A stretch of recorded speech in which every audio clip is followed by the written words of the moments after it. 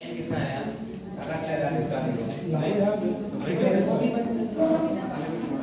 Topic में थोड़ा सा आपको एक थ्योरी लिखनी पड़ेगी, थोड़ी सी ना थ्योरी ज्यादा लिखनी पड़ेगी, इतना ध्यान रखना।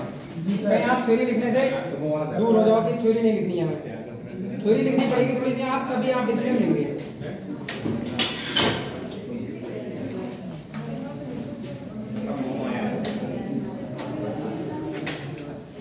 एक सेकंड रुक जाओ, पंखा भी चल रहा है, इतना खतरनाक वाला चल रहा है कि सब उड़ जाओ।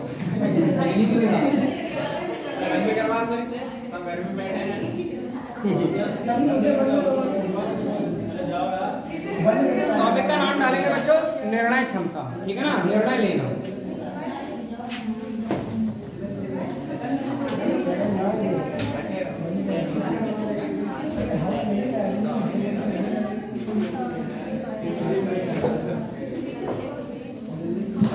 बातें नहीं करो, इसमें थोड़ी थ्योरी लिखनी पड़ेगी आपको। टॉपिक ये स्टार्ट करो, स्टार्ट करो। हालांकि हम क्वेश्चन को पहला क्वेश्चन थोड़ा सा बड़ा लिखवाएंगे, उसके बाद शॉर्ट में ही करवा देंगे। स्टार्ट हो गया, ठीक है। इसको डिसीजन मेकिंग भी आप कह सकते हैं, ठीक है ना, डिसीजन मेकिंग। इसमें क्या होता है, सिलेक्शन प्रोसीजर दर्शाया जाता है। किसी भी चीज में सिलेक्ट होने के लिए क्या क्या प्रोसीजर होते हैं वो दर्शाए जाते हैं। जैसे कि आपको यूपी पुलिस में नौकरी चाहिए, तो यूपी पुलिस की नौकरी के लिए आपको सबसे पहले क्या क्या प्रोसीजर होते हैं वो आपको देखने पड़ेंगे। जैसे क्या उसमें वो ये कह सकता है कि शैक्षिक योग्यता क्या होगी, ठीक है ना, एलिजिबिलिटी क्या रख रहा है। एलिजिबिलिटी जो है यूपी पुलिस की वो क्या है, इंटर है, नहीं है, इंटर वाला ही बच्चा यूपी पुलिस में फॉर्म भर सकता है। मानोगे नहीं मानोगे? ठीक उसी प्रकार अगर एसएससी जीडी में किसी को नौकरी चाहिए तो उसके लिए एलिजिबिलिटी क्या रखी गई, शैक्षिक योग्यता। तो शैक्षिक योग्यता रखी गई वो हाई स्कूल है। ये आपने अगर हाई स्कूल कर लिया है तो आप ये मान के चलो फॉर्म डालने के लिए एलिजिबल है उसमें। समझ गई बात को? ठीक उसी प्रकार यूपीएसआई में जब आप फॉर्म भरोगे तो उसके लिए एलिजिबिलिटी क्या होती है, एलिजिबिलिटी ये है कि भाई आपको जो है ग्रेजुएशन करना पड़ेगा। साथ साथ में क्या है, अब उसमें क्या है, एज क्राइटेरिया रखा जाता है। ये एज क्राइटेरिया होगा कि अगर आपको एसएससी जीडी में फॉर्म भरना है तो मिनिमम एज आपकी कितनी होनी चाहिए, 18 साल, ठीक है ना। अगर यूपी पुलिस में फॉर्म भरना है तो मिनिमम एज कितनी होनी चाहिए, 18 साल। अगर यूपीएसआई में फॉर्म भरना है तो मिनिमम एज कितनी होनी चाहिए, 21 साल। ये क्राइटेरिया होते नहीं होते, वो सारे क्राइटेरिया बताएगा। उसके बाद ये कहेगा कि इस बच्चे को क्या इसमें शामिल किया जा सकता है, नहीं किया जा सकता है। उस प्रकार के क्वेश्चन ये होते हैं, ठीक है ना।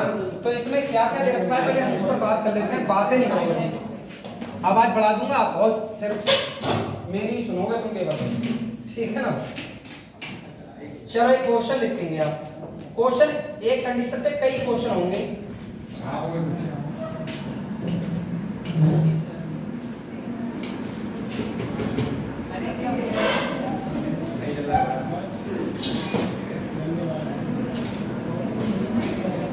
देखो भाई क्वेश्चन लिखो, आपको थोड़ा सा थ्योरी ज्यादा लिखनी पड़ेगी।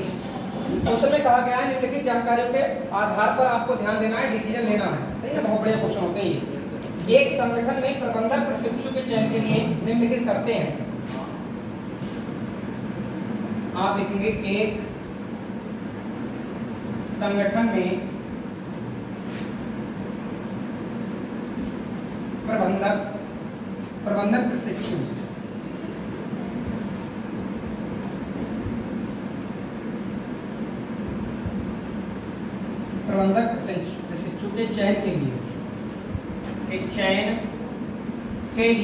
के चयन के लिए निम्नलिखित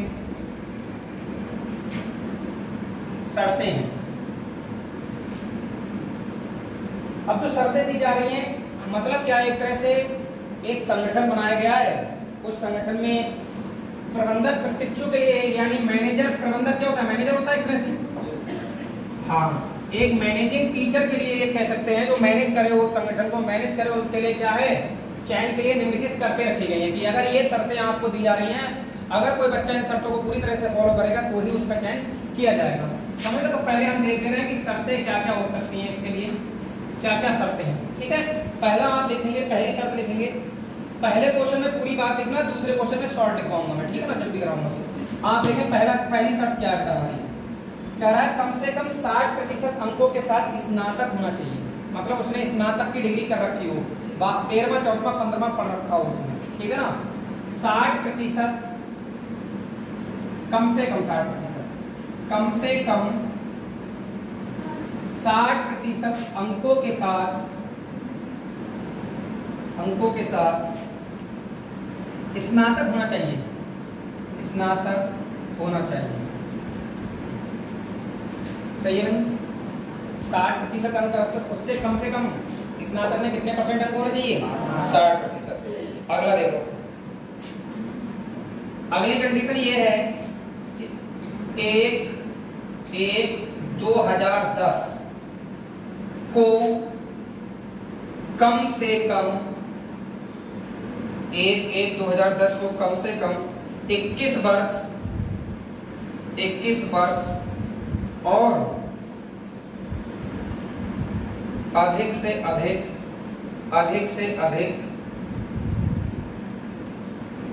28 वर्ष होनी चाहिए, अधिक से अधिक 28 वर्ष आयु होनी चाहिए। क्या आप मेरी बात को समझ पा रहे हैं? क्या समझ दे रहा है? वो कह रहा है कि जो प्रशिक्षु उसमें लिया जाएगा, प्रशिक्षु वो होता है जो कह सकते हैं एक तरह से इसका प्रशिक्षण ले चुका होगा, मैनेजिंग कोर्स कर चुका होगा, ठीक है ना। जैसे एमबीए उसने कर लिया होगा, एमबीए जो है मैनेजमेंट कोर्स होता नहीं होता है, मैनेजमेंट कोर्स किया हुआ बच्चा होना चाहिए, वही प्रशिक्षु माना जाएगा, ठीक है ना। तो वो ये कह रहे हैं कि 1/1/2010 को कम से कम उसकी उम्र जो होनी चाहिए वो 21 साल का होना चाहिए और अधिक से अधिक कितना होना चाहिए? 28 साल का। यानी 21 से कम का नहीं लेंगे, 28 से ज्यादा का नहीं लेने वाले हैं। ये शर्त रखी गई है, ठीक है। अगली शर्त देखेंगे, आप लोग अपनी कॉपी पर सुंदर सुंदर तरीके से लिखते रहे इसको। 50,000 रुपए जमानत के रूप में भुगतान करने के लिए तैयार रहे। 50,000 रुपए जमानत के रूप में भुगतान करने के लिए लिखना बहुत पड़ेगा इसमें, तैयार रहे। क्या समझे इस बात से? सिक्योरिटी आपने देखा होगा, कोई नौकरी मिलती है तो कभी सिक्योरिटी जमा करनी पड़ती है उसमें। जैसे कि आप अगर अपने क्षेत्र के गन्ना सेंटर पर गन्ना तुड़ाई करना चाहते हैं, इंचार्ज बनना चाहते हैं किसी फैक्ट्री के, तो आपको 50 से 75,000 रुपए सिक्योरिटी पहले जमा करनी पड़ती है। तब आपको क्या है, वहां से वो मिलता है, अलाउड कराते हैं वो कि हाँ भाई तुम हमारे आगे सेंटर के वो बन सकते हो, समझ गए नहीं। उसके बाद भी सिखाया जाता है, तब कहीं मिलता है आपको, ठीक है, जिसको लाइसेंस बोलते हैं वैसे। तो 50,000 रुपए जमानत के रूप में भुगतान करने के लिए तैयार रहना चाहिए बंदे को। अगर वो कर सकता है तभी फॉर्म फिल करें इसमें। अगली शर्त आ रही है, चयन परीक्षा में कम से कम 40% अंक प्राप्त किए हैं। हाँ, चयन परीक्षा में, चौथा पॉइंट, चयन परीक्षा में कम से कम 40% अंक प्राप्त किए हैं। 40% अंक प्राप्त किए हैं, मतलब चयन परीक्षा जो चलेगी उसमें कम से कम 40% अंक उसके आने चाहिए, ठीक है ना। जैसे कि आप यूपी पुलिस की तैयारी कर रहे हैं, यूपी पुलिस में या यूपीएसआई में क्राइटेरिया दे रखा है कि 50% जो होता है, यानी 40 क्वेश्चन एक सब्जेक्ट में जो आ रहा है उसमें 20 क्वेश्चन कंफर्म सही होने चाहिए, ठीक है ना। कितना परसेंट आ रखा है? 14 क्वेश्चन होता है। क्राइटेरिया एक बार देख लेना, 33% है या 50% है, जहां तक मुझे ध्यान है। अगला पॉइंट देखेंगे, 5वां, व्यक्तिगत साक्षात्कार, मतलब क्या? इंटरव्यू। व्यक्तिगत साक्षात्कार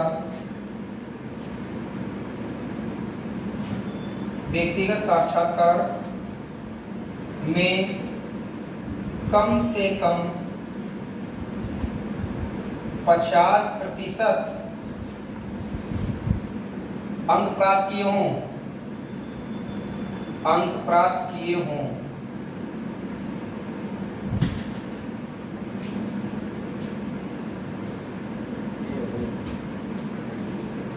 सही है। पहली कंडीशन तो ये दे रखी है कि ये 5 शर्तें जो उसमें दी हैं, इन शर्तों को फॉलो करना पड़ेगा। अब बाई चांस इन 5 शर्तों में से कोई एक आध शर्त कोई बंदा फॉलो नहीं कर रहा है तो उसके लिए उसने अलग से कंडीशन बना रखी है, ठीक है। अब ये कहेगा सिवाय इनके यदि नई लाइन, भाई लिखना बहुत पड़ेगा, पहले के क्वेश्चन में बहुत लिखना पड़ेगा। सिवाय इनके यदि, हमने शॉर्ट में लिख दिया, वैसे तो बहुत लंबी बात बोली गई है यहाँ पर। यह बात बोली गई है ऐसे उम्मीदवार के मामले में जिसने उपरोक्त सभी शर्तों को पूरा किया है सिवाय, मतलब क्या, उपरोक्त सभी शर्तों को पूरा किया है सिवाय इसके कि जैसे एक कंडीशन दे रखी है उपरोक्त, ये कंडीशन आप नोट कर चुके हैं क्या? ठीक है, तो मैं इसको मिटाना पड़ेगा मुझे, मैं बाद में शॉर्ट में लिख दूंगा अपने लिए। पेपर में भी आपको अपने लिए शॉर्ट में लिखनी पड़ेगी, मैं बताऊंगा शॉर्ट में कैसे लिखोगे। अब जैसे अगर वो ये कह रहा है कि मान लो अगर ऊपर से आप उपरोक्त जो शर्तें हमने लिखी हैं 5, अगर इनमें से कोई ऐसी एक आध शर्त है जो फॉलो नहीं कर रहा तो उसके लिए क्या रखा जाएगा? तो कह रहा है सिवाय इसके यदि उपरोक्त, आप इसके आगे लिखेंगे यदि उपरोक्त इस तरह से, और ए नंबर डाल देंगे इसके लिए, ए नंबर शर्त इसमें और कंडीशन बढ़ाइए, यदि उपरोक्त फर्स्ट शर्त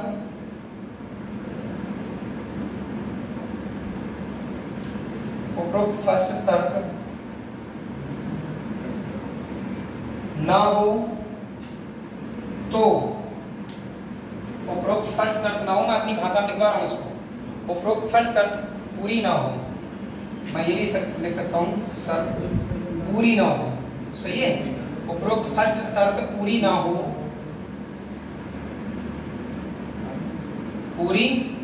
मतलब वो शर्त यानी जो क्या है, स्नातक डिग्री 60% अंक, अगर वो ना हो तो वो कह रहा है स्नातकोत्तर, तो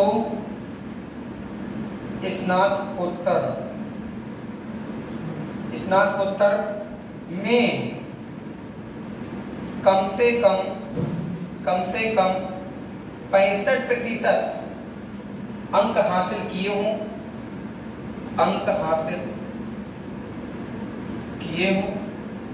आप अपना लिखें, मेरा देख के ना लिखें, अंक हासिल किए हों। सपोज दैट मैं आपको ये समझाना चाह रहा हूं कि मान लो उसने पहली शर्त में ये बोला था, पहली शर्त क्या थी कि 60% अंकों के साथ कम से कम स्नातक होना चाहिए बंदा, सही है।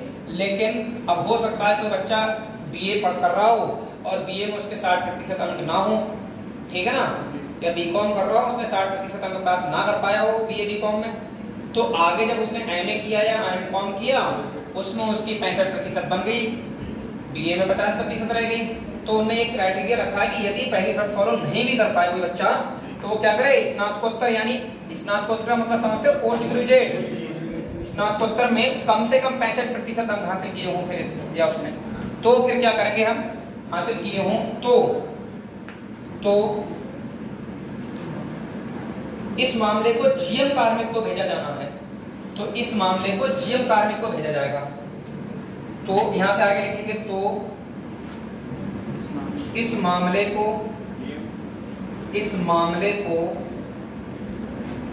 जीएम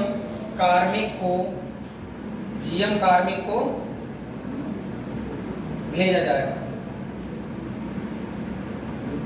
मतलब सिलेक्शन नहीं होगा भाई, जीएम कार्मिक को भेज देंगे हम, सही है। हो जाने क्या करना है तुमको,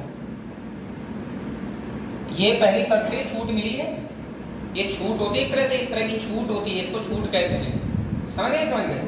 अब बी ऑप्शन एक और दिया है, बी कंडीशन एक और दी है, सिवाय एक बी में और ये ए डलवाया था मैंने, अब नई लाइन से बी करके डालूंगा। बी वाली में कह रहा है ये लेकिन 1 वर्ष के लिए बॉन्ड हस्ताक्षर, अच्छा उपरोक्त थर्ड, तीसरी शर्त क्या थी बच्चों, जरा देखना, 50,000 रुपए जमा करने की उसकी वैल्यू नहीं हो, वो 50,000 रुपए जमा नहीं कर पाता हो, तो उसके लिए क्या प्रावधान किए गए हैं, यदि उपरोक्त थर्ड लेकिन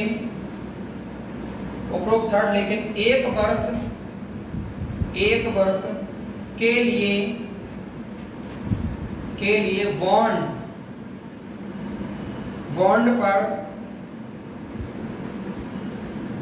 एक वर्ष के लिए बॉन्ड पर हस्ताक्षर करने के लिए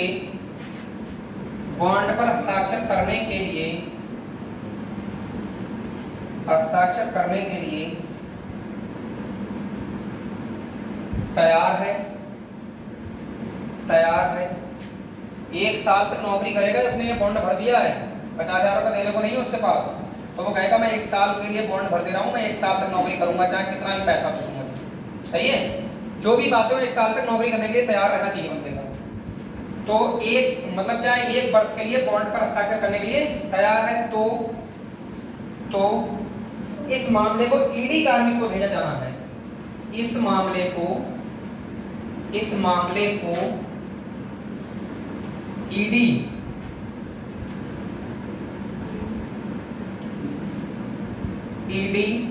कार्मिक को भेजा जाना है।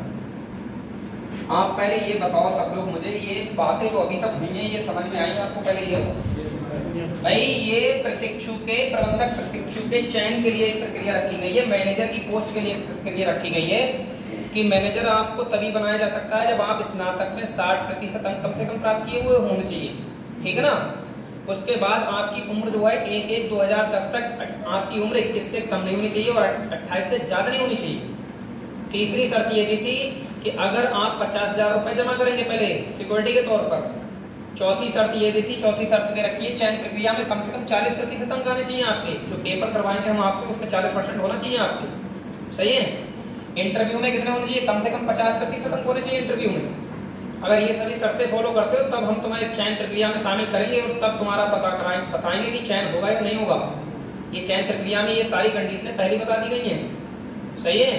उसके बाद कुछ छूट भी रखी गई। छूट ये है कि अगर आप जो है मान लो ग्रेजुएशन में 50-60% अंक नहीं ला पाए हैं तो आपको फिर क्या है, पोस्ट ग्रेजुएशन में कितने होने चाहिए? कम से कम 65% अंक लाने पड़ेंगे, ऐसा होना चाहिए आपकी मार्कशीट में। फिर एक और छूट दी गई कि अगर आपके पास 50,000 रुपए की व्यवस्था नहीं हो पाती है तो आपको ये पहले से ही बॉन्ड करना पड़ेगा कि आप जब नौकरी पर लग जाओगे तो 1 साल तक आपको नौकरी करनी पड़ेगी। ये आपको बॉन्ड करना पड़ेगा, मतलब लिखित देनी पड़ेगी हाँ कि हमारी नौकरी लगने पर हम 1 साल तक नौकरी करेंगे ही करेंगे। समझ नहीं समझ गए? जैसे कि अभी आपने देखा होगा संविदा पर जब नौकरी लगने की बात आती है कि भाई 1 लाख रुपए दो संविदा पर लगवा देंगे, तो आदमी क्या कहता है, हमारी पहली तनख्वाह तुम ले लियो, लगवा दो, दूसरी तुम ले लियो, अपने ढंग से दे दो। नहीं देता कोई भी, कहता तुम्हें 1 लाख रुपए जमा करना पड़ेगा पहले, उसके बाद तो वो कहते हैं फिर बॉन्ड करवाओ कि 5 साल तक हमसे नौकरी करवाओगे। ये भी कोई गारंटी नहीं होती है, नहीं होती है। तो वही वाली बात यहाँ पर आ रही है। तो ये सभी हो गई शर्तें, इस शर्तों को फॉलो करना पड़ेगा उसको, और जो प्रशिक्षु फॉलो करेगा उसी का चयन होगा। ठीक है। अब देखो इसमें उत्तर किस प्रकार से ऑप्शन में आएंगे। पहला आएगा यदि दिया गया डाटा निर्णय लेने के लिए पर्याप्त नहीं है। एक कंडीशन तो ये होगी, कभी कभी डाटा नहीं होगा निर्णय लेने के लिए, तो पहली कंडीशन ये होगी यदि डाटा निर्णय लेने के लिए पर्याप्त नहीं है। पहला क्वेश्चन पूरा लिखोगे, पहले ये बताओ। अगर पूरा लिखोगे तो मैं ये पूरा लिखवाऊंगा, ये टॉपिक मैं रोज रोज नहीं पढ़ाऊंगा, कभी पढ़ाया भी नहीं है मैंने, तुम्हें ये बताऊंगा, ठीक है ना। और ये यूपी प्लस यूपीएसआई दोनों के लिए इंपॉर्टेंट है। एक बार पढ़ लो ना फिर कभी भूलोगे ही नहीं, क्योंकि ये चयन प्रक्रिया में हम लोग भी तो ऑल टाइम शामिल हो रहे हैं। वैसे यूपी पुलिस की चयन प्रक्रिया, एसएससी जीडी की चयन प्रक्रिया, यूपीएसआई की चयन प्रक्रिया, एसएससी सीजीएल की चयन प्रक्रिया है, हम लोग भी तो शामिल होते हैं। हमें कैसे शामिल किया जाएगा ये बात तो हम जान ही रहे होंगे फिर, लेकिन एक बार फिर भी पढ़ लेने में कोई भलाई नहीं है, बुराई नहीं है। आप पहला पॉइंट डालते हैं, इसमें उत्तर दीजिए। कैसे दोगे उत्तर? देखो उत्तर देने के लिए क्या क्या करना होगा, जरा देखो भाई सब लोग। ए ऑप्शन है इसका, ऑप्शन है ये बेटा, यदि दिया गया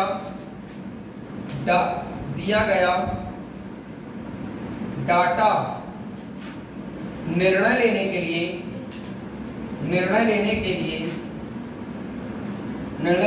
पर्याप्त नहीं है।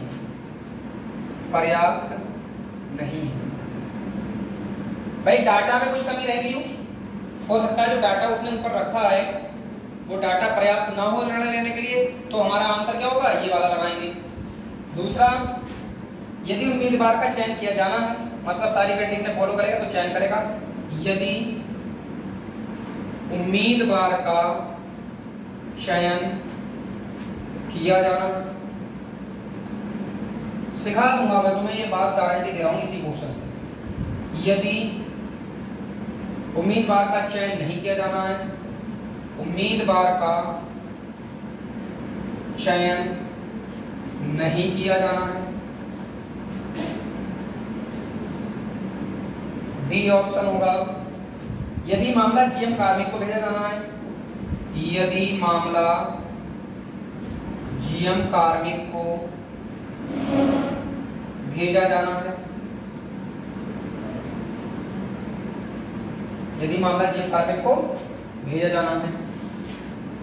और एक और ऑप्शन है ई ऑप्शन, यदि मामला ईडी कार्मिक को भेजा जाना है, यदि मामला ईडी कार्मिक को भेजा जाना है, यदि मामला ईडी कार्मिक को, बताया था ना ईडी कार्मिक के पास भी जा सकता है मामला। जब वो शर्तें फॉलो नहीं करेगा, थर्ड शर्त फॉलो नहीं करेगा तो ईडी कार्मिक पर जाएगा। अगर जो बताया जा रहा है वो फॉलो करता है तो ये क्वेश्चन दे रखा होगा, इतना बड़ा क्वेश्चन लिख के दिया होगा। कंडीशनें दी हैं, ये केवल कंडीशनें। अब क्वेश्चन आएगा भाई, अब तुम में से किसी का चयन करना है मुझे, तो मैं बताऊंगा कि मान लो इस व्यक्ति का चयन के लिए ये इसके पास चीजें हैं, बताओ फिर आप लोग डिसीजन ले पाओगे क्या, चयन कर पाओगे? चयन पैनल में अब आप बैठे होगे, स्टूडेंट बैठा होता है चयन पैनल में, समझ गए नहीं समझ गए? इसके सामने पेपर होता है, वो बैठा होता है चयन प्रक्रिया में, यानी उस टाइम पर आप ये मान के चलो आप चयन करने वाले हो सामने वाले का, सही है? तो क्या डिसीजन लोगे, वो चीजें डिसीजन निर्णय क्षमता में देखा जाएगा। समझ गए नहीं समझ गए? अब सोचो ये टॉपिक क्यों पढ़ाया जा रहा है? ये टॉपिक इसीलिए पढ़ाया जा रहा है, आप कोई अधिकारी बन गए तो उस अधिकारी बनने के बाद क्या आपको निर्णय लेने की क्षमता है आपके अंदर? क्या कभी पहले आपने निर्णय लिए हैं? तो आप उस चीज को पास करके आए हो कि हम निर्णय लेके आए हैं, ठीक है? ये यूपी प्लस का मेन पार्ट है, ये आना ही आना है। यूपीएसआई की कोई प्रिपरेशन कर रहा है तो समझ लो उसको देना ही देना पड़ेगा, ये क्वेश्चन से लड़ना ही पड़ेगा। इसमें देखो मैं तुम्हें बता दूं, यूपी पुलिस में जो पहली बार पेपर हुआ था, सुन लो भाई, जब फरवरी में पहली बार पेपर जब हुआ था तो उसमें 3-3 क्वेश्चन 4-4 क्वेश्चन तक दे रखे थे, सही है? बेड़ा गर्क कर दिया गया था बहुत सारे लोगों का इसमें। सेकंड बार जब पेपर की तैयारी कर रहे थे ना तो अलग से किताब ले ली थी बच्चों ने, किताब जब ये आए थे ना और किसी की कोई तैयारी नहीं थी इनके बारे में, तो सेकंड बार में किताबें खरीदी थी किताबें, लेकिन जब दोबारा से पेपर हुआ किसी भी शिफ्ट में क्वेश्चन दिया नहीं, एक शिफ्ट में एक क्वेश्चन दिया था, एक ही दिया था, वैसे 4 आते थे, पैटर्न बदल दिया पूरा उसने, हर कोई रट के जा रहा था, इनको पता लगा। लेकिन जो चयन प्रक्रिया का प्रोसेस पढ़ा हुआ था उसमें एक आया, उसमें भी तो नंबर लिया होगा। चलो भाई अब क्वेश्चन लिखो था, कहीं अबे तक का लिखवाया है या तो एक पेज की कंडीशन ही है नहीं, तो लिखो था। अब क्वेश्चन ऐसे ही कंडीशन पर कई करावांगे ना, बात ये है। पहला क्वेश्चन लिखो भाई साहब, सोहन अवस्थी का जन्म, इन भाई साहब का आपको सिलेक्शन देखना है। सोहन अवस्थी का जन्म 8 जून 1987 को हुआ था, 8 जून 1987 को हुआ था।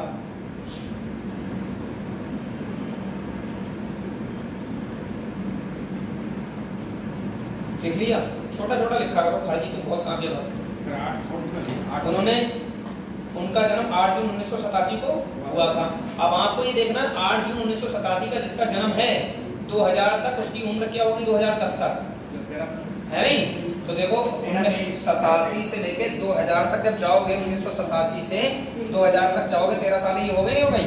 और 10 साल उसने 2010 तक पास की हो, मतलब उम्र है उसकी, तो 2010 तक उसकी उम्र क्या देखी जाएगी इसमें? 23 वर्ष, जो 21 और 28 के बीच में है नहीं है, इसका मतलब उम्र वाली शर्त ये क्या करेगा? फॉलो करेगा। समझे नहीं समझे? हाँ, आप देखें जरा अगला पॉइंट लिखें इसी में। उन्होंने चयन परीक्षा और व्यक्तिगत साक्षात्कार, उन्होंने चयन परीक्षा और व्यक्तिगत साक्षात्कार दोनों में, चयन परीक्षा और व्यक्तिगत साक्षात्कार दोनों में 55% अंक प्राप्त किए हैं, 55% अंक प्राप्त किए हैं। उन्होंने चयन परीक्षा और साक्षात्कार दोनों में 55% अंक प्राप्त किए हैं। अब बताओ आप चयन प्रक्रिया में कितने प्रतिशत चाहिए थे? 40% चाहिए थे भाई। पेपर में सब लिखा हुआ होगा, आप खाली पढ़ना, यही क्वेश्चन पढ़ना, ऊपर कंडीशन देख लीजिए। समझे नहीं समझे? चयन प्रक्रिया में बच्चों कितने % चाहिए थे? 40। इतने तो भाई साहब ने 55 कर रखे हैं। साक्षात्कार में कितने करने थे? 50%, इसने 55 कर रखा है। मतलब इन दोनों कंडीशनों को भी तो फॉलो कर रहा है, वो नहीं कर रहा है? आगे बढ़ रहा हूं, देखो अगला देखो। वह 50,000 रुपए की जमानत राशि भुगतान कर सकता है। वह 50,000 रुपए की जमानत राशि भुगतान कर सकता है। वह 50,000 रुपए की जमानत राशि भुगतान कर सकता है।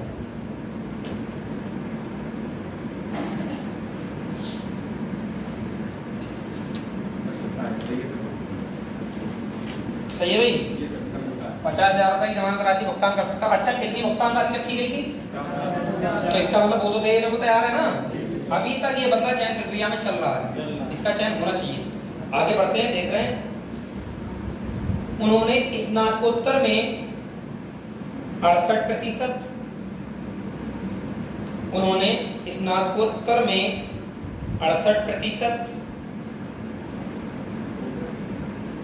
और स्नातक में 59% अंक हासिल किए हैं।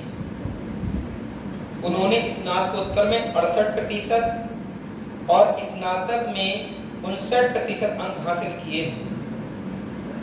उन्होंने स्नातकोत्तर में 68% तथा स्नातक में 59% अंक हासिल किए हैं। क्या समझे? वो समझे बात को? नहीं समझे? वही स्नातक में वो बंदा 59% अंक लाया है। इसका मतलब पहली शर्त में बताया गया था 60% अंक चाहिए थे हमें, और ये लाया 59%। इसका मतलब ये पहली शर्त फॉलो नहीं कर रहा है। मानोगे नहीं मानोगे? अब देखो, आपको शॉर्ट में सारी शर्तें पता होनी चाहिए। जब आप उस पर पढ़ोगे, पेपर में क्वेश्चन आएगा, पहली शर्त ऐसे करके शॉर्ट में लिख लोगे। पहली शर्त क्या है?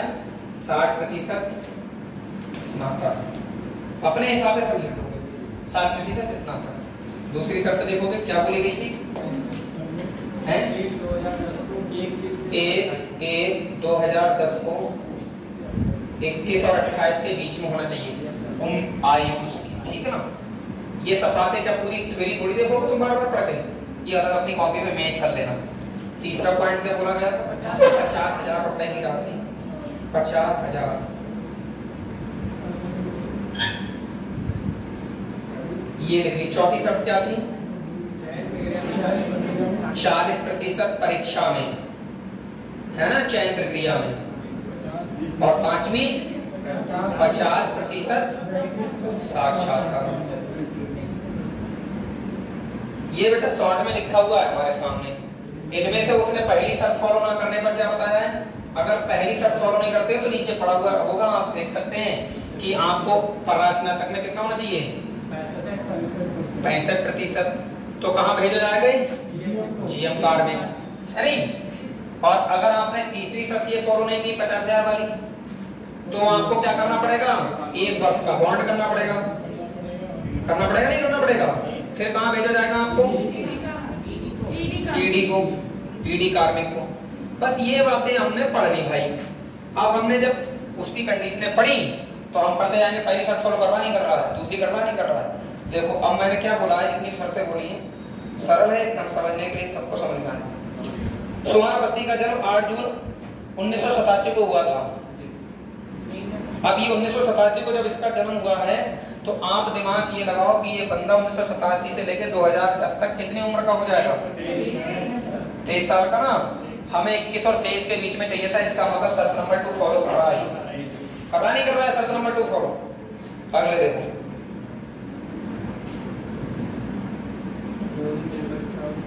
दूसरा देखो, दूसरा कह रहा है उसने चयन परीक्षा और व्यक्तिगत साक्षात्कार में 55% अंक प्राप्त कर लिए हैं भाई।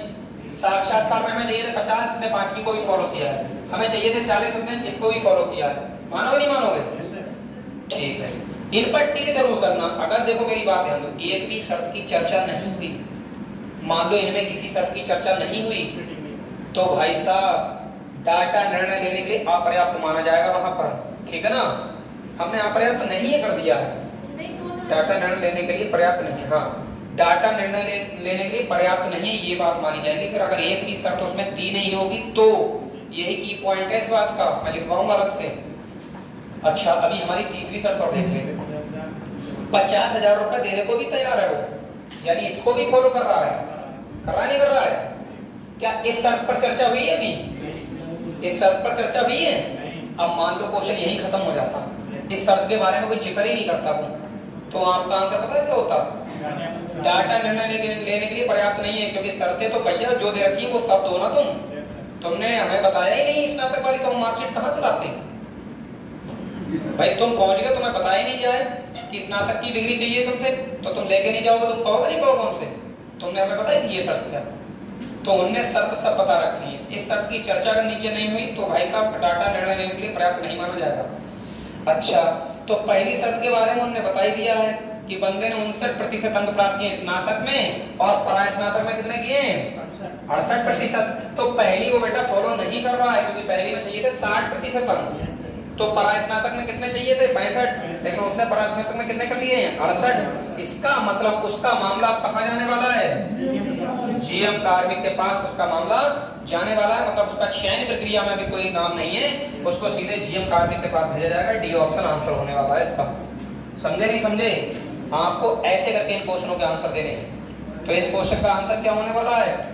आप अलग अलग शर्तों को दिमाग में पढ़ेंगे, पहली फॉलो कर रहा है, दूसरी फॉलो कर रहा है, तीसरी फॉलो कर रहा है, चौथी फॉलो कर रहा है, सभी शर्तों की चर्चा हो जानी चाहिए।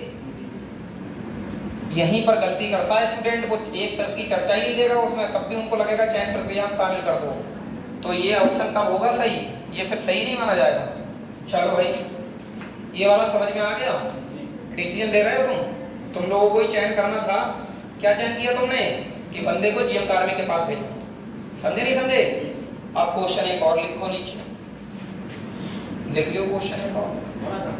नहीं है पढ़ा नहीं है, अब तो इसी के क्वेश्चन है, इन शर्तों पर और क्वेश्चन। 4 क्वेश्चन दिए थे यूपी पुलिस में पहली बार में, ठीक है? अच्छे को थका दिया था। और ये सोचो कि ये क्वेश्चन टाइम टेकन भी होते हैं, फिर पढ़ना पड़ता है पूरा क्वेश्चन, फिर डिसीजन लेना पड़ता है, उधर घड़ी चलती होती है दिमाग में, चक्कर काट जाते हैं, ये लगता है कितना समय लगेगा इनका। देखो दूसरा देखो, अनुज सोरेन का जन्म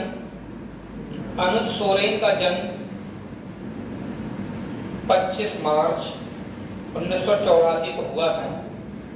अनुज सोरेन का जन्म 25 मार्च 1984 को हुआ था।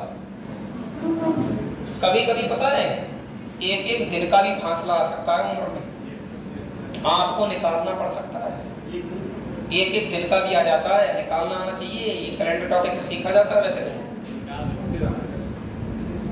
तो 25 मार्च 1984 का अनुज सोरेन का जन्म हुआ है। क्या ये जन्म वाली शर्त फॉलो करेगा क्या? 1984 में पैदा हुआ है, यानी 16 साल तो उधर हो गई और 10 साल ये हो गई, 26 साल। बंदा 26 साल वाला है, इसका मतलब 21 और 28 के बीच में ये शर्त फॉलो करेगा। अगला देखो जनता, उन्होंने स्नातक में 50% 58%, उसने स्नातक में, लिखो पूरी बात, स्नातक में 58%, बहुत क्वेश्चन नहीं करा रहा है, इतने करा रहा है, अच्छे से लिख के ले जाओ। उन्होंने स्नातक में 58% तथा परा स्नातक होने तो स्नातकोत्तर में, परा स्नातक में 63% अंक प्राप्त किए हैं, 63% अंक प्राप्त किए हैं। चयन प्रक्रिया से बाहर आई है, 63% अंक प्राप्त किए हैं, सही है? उन्होंने चयन, पूरा क्वेश्चन लिखना बेटा। अच्छा एक बार बताओ, सुनो यहीं पर हो, इतना क्वेश्चन पढ़ने के बाद आपका डिसीजन क्या है? नहीं होगा। सुनो अब मेरी बात, यहीं पर गलती की सुनो पहले पूरी। हाँ पूरी बात सुनो भाई, कैसे होगा?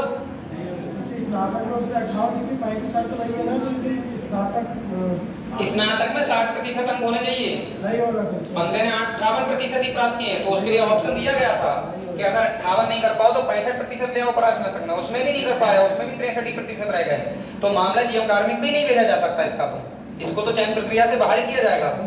आप सुनो, यहीं पर गलती बता रहा मैं तुम्हारी, मतलब बच्चों की। होता क्या है, इतना पढ़ लेने के बाद बच्चा पेपर में इतना प्रेशर में होता है कि उसको तो जल्दी जल्दी क्वेश्चन करने होते हैं, वो यहीं से आंसर क्लिक कर देता है कि मामले को उसका चयन प्रक्रिया में शामिल नहीं किया जाएगा, उसका चयन नहीं किया जाएगा।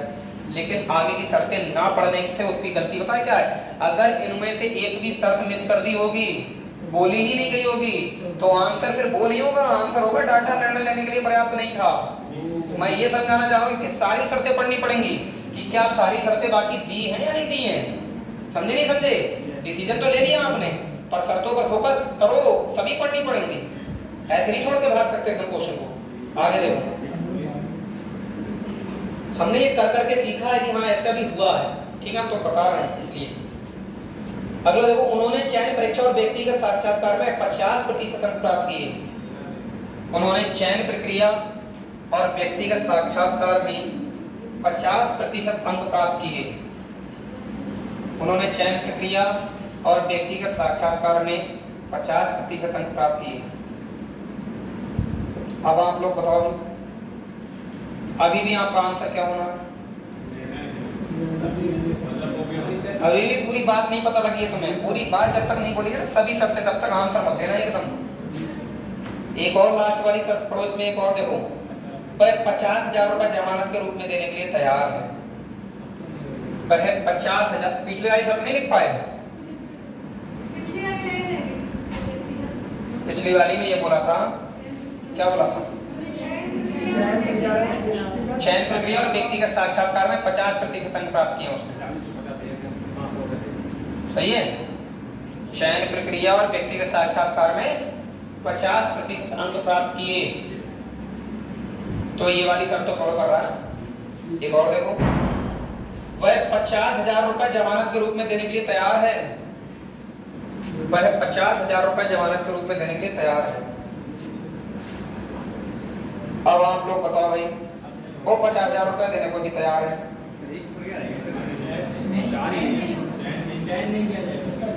अब सुनो, जब उसने बात की थी देखो डिग्री की, है नहीं, मतलब स्नातक में 60% अंक की। फिर से पढ़ो देखो, क्या स्नातक में 50% अंक है? तो उसके लिए छूट दी गई थी, छूट ये दी गई थी कि तुम स्नातक में 65% ले आओ, तुम्हारा मामला हम जीएम कार्मिक को भेज देंगे, हो सकता है वो आपको चयन प्रक्रिया में शामिल कर देगा, है नहीं। लेकिन बंदे ने वो 65% वाली भी बहुत को फॉलो नहीं किया है। कितना लाया है? 63%। तो पहली शर्त तो पूरी तरह से फ्लॉप हो गई उसकी, है नहीं। अब अगर ये सारी फॉलो कर देगा तो चयन प्रक्रिया से बाहर हो जाएगा, और इनमें से एक भी मिस कर दी तो फिर वैलिड नहीं किया जाएगा क्वेश्चन। तो अगले में देखो कह रहा है उसका जन्म वाली शर्त तो फॉलो कर ही रहा है, तो मैंने बताया 26 साल का है, ये भी फॉलो कर रहा है। रुपया भी 50,000 देने को तैयार है दोस्त, ये रुपया भी देगा। 40% परीक्षा में और 50% साक्षात्कार में चाहिए थे, लेकिन उसने दोनों में कितने प्राप्त किए हैं? 50-50, यानी वो दोनों के लिए एलिजिबल है नहीं। तो बाकी शर्तें सभी बोली गई है, और पहली शर्त फॉलो नहीं कर रहा है। तो भाई साहब, पहली शर्त अगर फॉलो नहीं कर रहा है तो क्या इसका चयन करके दोगे आप लोग? इसको चयन प्रक्रिया से बाहर किया जाएगा। तो अब आंसर बेटा कौन सा आने वाला है? सी ऑप्शन आंसर होगा इसका, कि उसका चयन नहीं किया जा सकता, चयन नहीं किया जा सकता। अभी भी कितने लोगों को हजम नहीं हो रही बात, वो बता दें मुझे। भाई इतना टफ तो क्वेश्चन नहीं करा रहा हूं मैं, ये तो बच्चों को भी समझ में आना चाहिए। तुम दोनों इधर से बताओगे, कुछ पल्ले पड़ रही है बात या खाली हम ही चल रहे हैं? तो हमारे साथ ना आए, समझ में आ गए? 100% एक्यूरेसी, 100% एक्यूरेसी है जनता क्लास की, ठीक है। एक्सीलेंट तो बनता, चलो मुफ्त में नहीं चाहिए मुझे एक्सीलेंट, ये ध्यान रखना, मुफ्त वाला चाहिए नहीं फिर। तो ये क्वेश्चन करने में समझ में आ गया, उसने क्या है इस शर्त को फॉलो नहीं किया था, बाकी सभी शर्तें बोली गई थी, उनको सबको फॉलो किया गया था, इसलिए उसको चयन प्रक्रिया में शामिल नहीं किया गया। तीसरा क्वेश्चन लिखो इस पर, तीसरा क्वेश्चन लिखो, ना समझ पाए तो समझ लियो फिर तुम। लिखो सीमा विश्वास, ये गीता विश्वास है, सीमा विश्वास, सीमा विश्वास का जन्म, सीमा विश्वास का जन्म 15 मई 1985 को हुआ था। 15 मई 1985 को हुआ था। अब उम्र देख लो उसकी, फंस रही है क्या?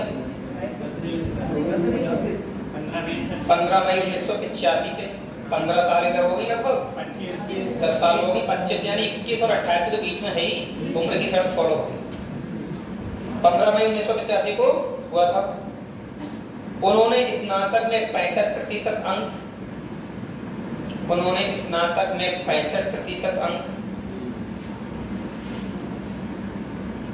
और स्नातकोत्तर में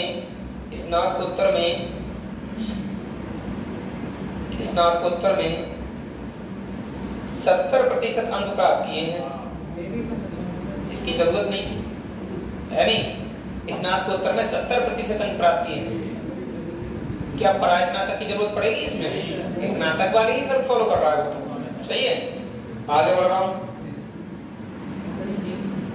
वह जमानत राशि के रूप में 50,000 रुपए देने को तैयार है। वह जमानत राशि आंसर मत बोलना इस बार, तो हर बच्चे से सवाल चाहिए मुझे जवाब। वह जमानत राशि 50,000 रुपए देने के लिए तैयार है। शायद पहले दिन पढ़ने आया ना, उससे भी सवाल पूछूंगा। सही है भाई, ठीक। 50,000 रुपए देने को भी तैयार है भाई। उसने चयन परीक्षा में 45% अंक हासिल किए हैं। उसने चयन परीक्षा में 45% अंक हासिल किए हैं। उसने चयन परीक्षा में 45% अंक हासिल किए हैं। आंसर कोई नहीं बोलेगा, सही है। बस इतनी ही कंडीशन बोली गई है। और जिन जिन के जो भी आंसर है ना, वो आंसर लिख के बैठ जाना फ्रंट लाइन पे, वहां से देख के। मैं देखूंगा किसी को बोलोगे नहीं भाई, कुछ नहीं बोलोगे ही नहीं, बोलने नहीं दूंगा।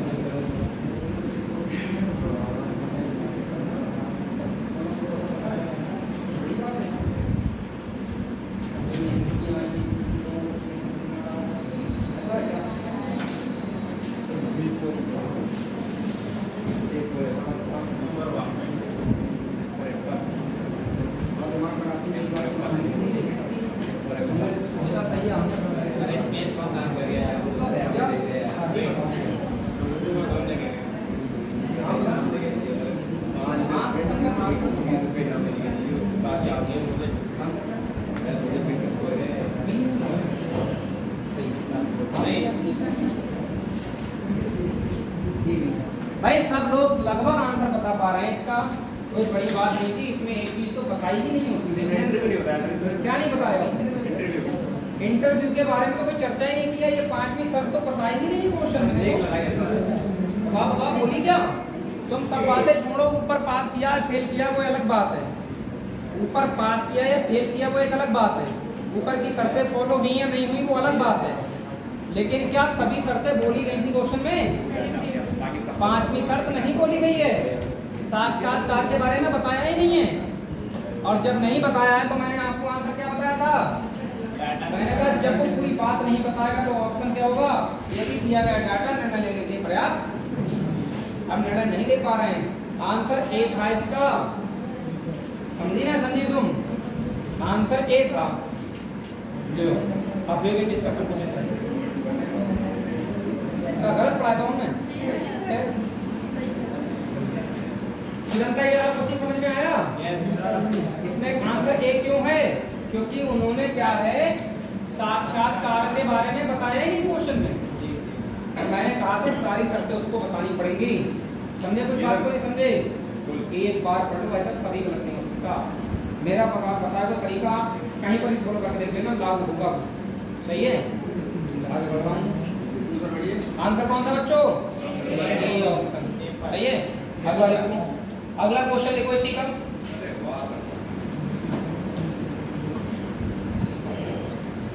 अगला देखो, अभिनव भोपाल, अभिनव घोषाल, ऐसे नाम है क्या ही बताऊं।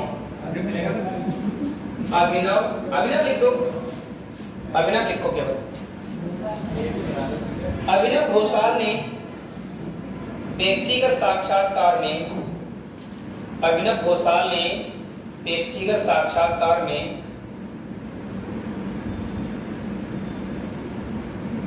52% अंक, और शर्त ऊपर नीचे हो सकती है बोलने में उसकी, ऐसा नहीं कि लाइन से ही बोलेगा वो तुम्हें, कहीं लास्ट वाली पहले बोल देगा, उससे टेंशन नहीं लेने का, चेक करना है बस कि 5वीं बोला है तो 5वीं पे टिक कर लो अलग से लिख के। अभिनव घोषाल ने व्यक्तिगत साक्षात्कार में 52% अंक, 52% अंक और चयन परीक्षा में 40% अंक प्राप्त किए हैं। अभिनव घोषाल ने क्या व्यक्तिगत साक्षात्कार में 52% और चयन प्रक्रिया में, चयन परीक्षा में 40% अंक प्राप्त किए हैं। सही है। तो अब आप ये बताओ, ये लड़कियां पीछे बहुत बातें करती हैं, बैठ गए, बैठ गए आप।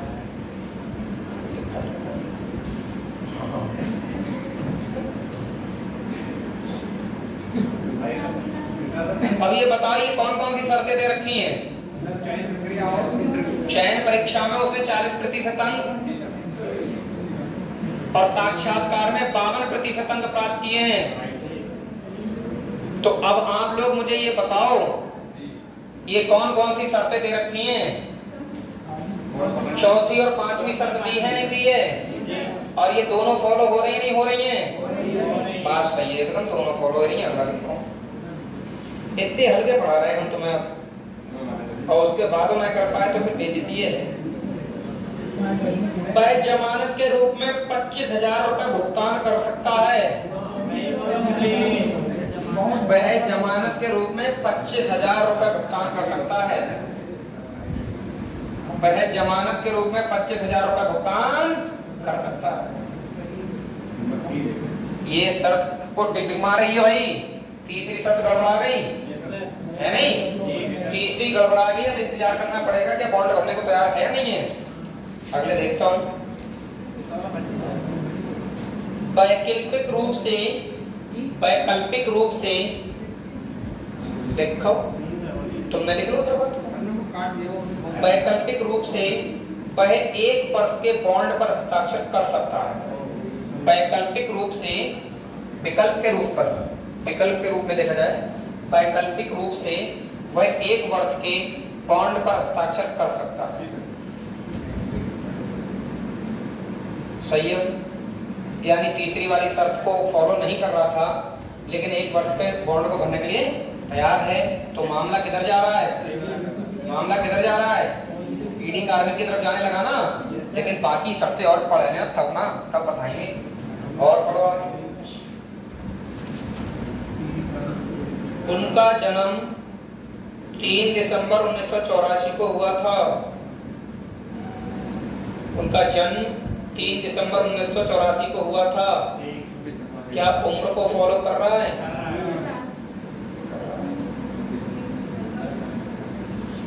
अगला देखो, उन्होंने स्नातक में 63% अंक प्राप्त किए हैं। उसने स्नातक में 63% अंक प्राप्त किए हैं। क्या जवाब है आपका? मतलब उसने उम्र की सीमा पास की है नहीं? उम्र की सीमा पास की है। उसने स्नातक में 60 से अधिक प्रतिशत अंक प्राप्त किए हैं, ये भी फॉलो किया है। साक्षात्कार और व्यक्तिगत परीक्षा में, इन दोनों में, साक्षात्कार में 52% और इसमें 45% अंक प्राप्त किए, मतलब दोनों को फॉलो कर रहा है, यानी ज्यादा तो कर ही रहा है। तुम में से कोई ऐसा तो ना बैठो कि सर जी जाना उसने 52 क्यों गई, 50 क्यों ना गई, ज्यादा कर दिया क्या जा रहा है ना, ज्यादा नंबर ले आए साक्षात्कार में। 50,000 रुपए देने के लिए तैयार नहीं है, 25,000 रुपए दे सकता है। तो फिर उसके लिए एक ऑप्शन दिया गया था बॉन्ड भरने के लिए तैयार हो, बॉन्ड भरने को वो तैयार है, तो इसका मामला कहाँ भेजा जाएगा, ईडी कार्यालय को भेजा जाएगा। इसका आंसर क्या होगा, ईडी कार्यालय। पॉइंट बी नोटेड, आंसर होगा ईडी कार्यालय। अच्छा, इसमें कुछ फेरबदल चाहते हो क्वेश्चन में, क्या कुछ फेरबदल करवा के पूछना चाहते हो, कुछ फेरबदल करके मैं बता रहा हूँ तुम्हें। जैसे उसने देखो क्या है 25,000 रुपए देना चाह रहा था वो, और बॉन्ड नहीं भरना चाह, बॉन्ड भी भर दिया उसने, लेकिन क्या है स्नातक में उसके मात्र बेटा 60% अंक ना आके 58% अंक आए। मान लो 60% अंक नहीं आए, 58% अंक आए, तो अब आपका आंसर क्या होता, सब लोग दिमाग लगा लो, दिमाग चयन नहीं होगा है?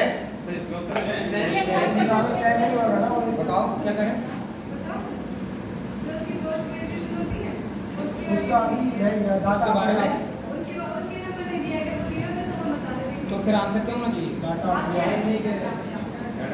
मान लो 58% अगर उसको बोल देगा तो उसका मतलब ये वाली शर्त को फॉलो नहीं करता है नहीं, और अगर ये वाली शर्त चुप रहो, ये वाली शर्त का फॉलो नहीं करता, कहाँ की बात है करना, यही बैठने का सही, पीछे वाले कहाँ जवाब कौन सही है।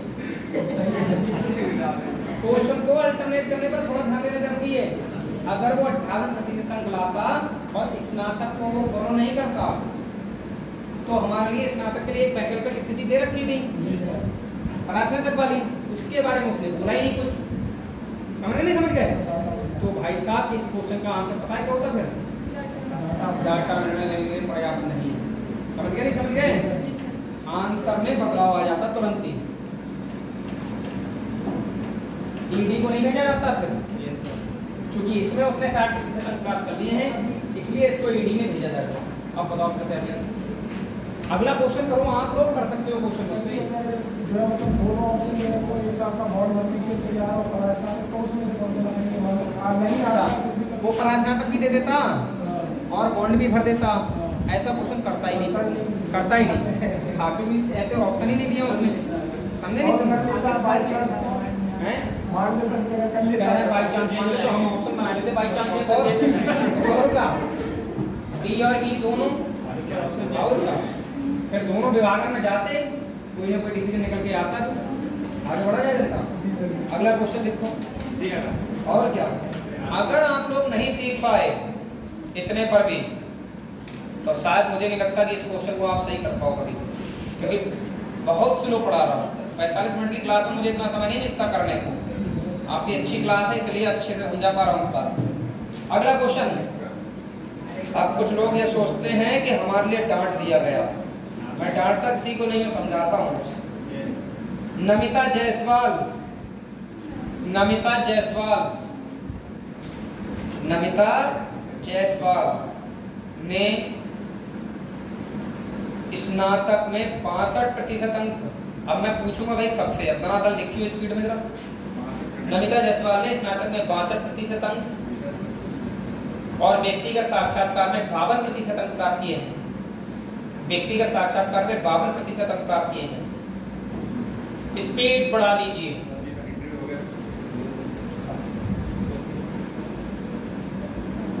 उनका जन्म 12 जुलाई 1983 को हुआ था। उनका जन्म 12 जुलाई 1983 को हुआ था। वह 50,000 रुपए जमानत के रूप में देने को तैयार है। वह 50,000 रुपए जमानत के रूप में देने को तैयार है। आंसर कोई नहीं बोलेगा बच्चों। उसने चयन परीक्षा में 46% अंक प्राप्त किए हैं। उसने चयन परीक्षा में 46% अंक प्राप्त किए हैं। सही है।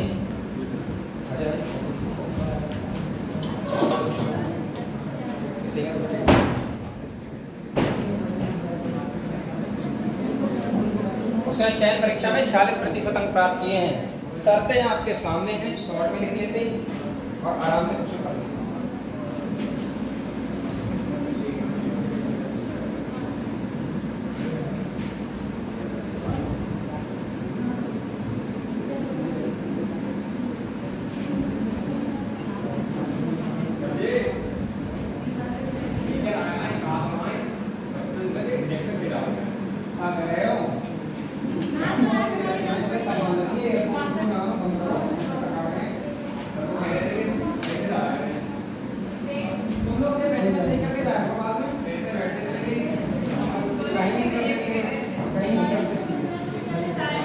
बात में हमसे ही पूछा जाएगा ना, टॉपिक है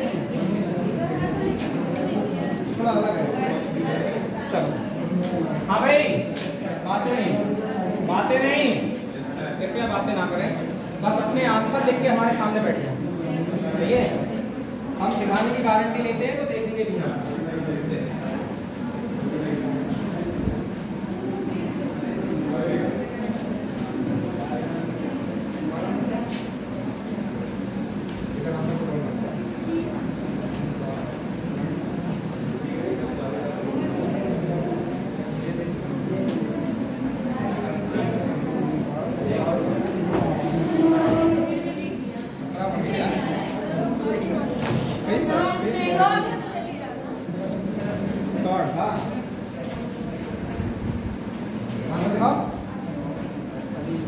तो क्या है आंसर? देखो ऑप्शन ए में क्या लिखा हुआ है, सावधानी से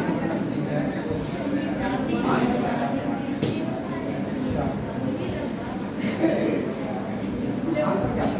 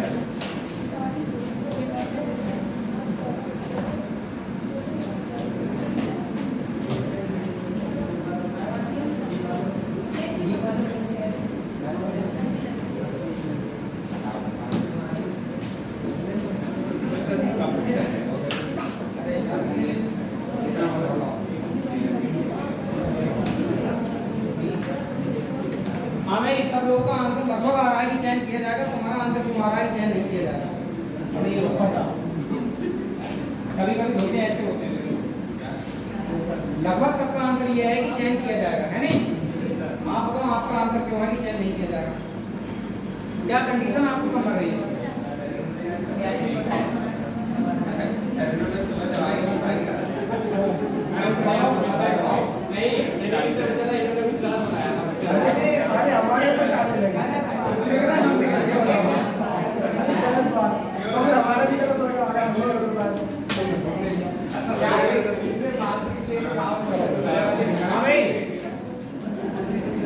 चयन किया जाएगा नहीं किया जाएगा?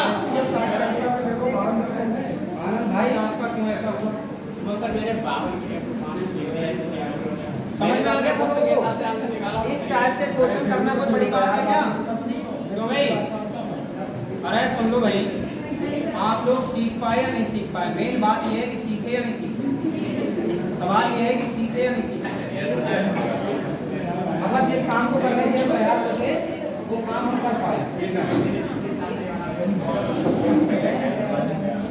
आप जनता सुनो, अरे सुनो, अरे सुनो तो अब इसका जो अगला क्वेश्चन मैं लिखवाऊंगा वो सब आपको शॉर्ट में लिखना है, सही है? शॉर्ट समझते हो क्या होता है?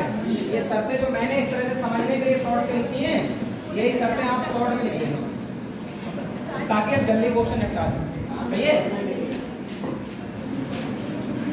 बाकी आपको ये भी पता लग गया कि आंसर कैसे देने हैं। अब इनको सबको हटा सकता हूं ना मैं?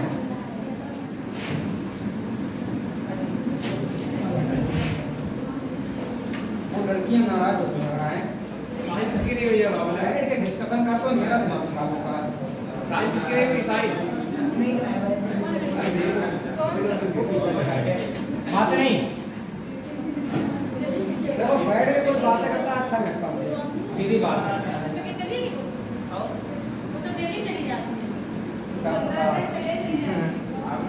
चलो फिलहाल छोड़ो, जिसको समझ में आवे वो देखो, जिसको ना आवे वो कर दो।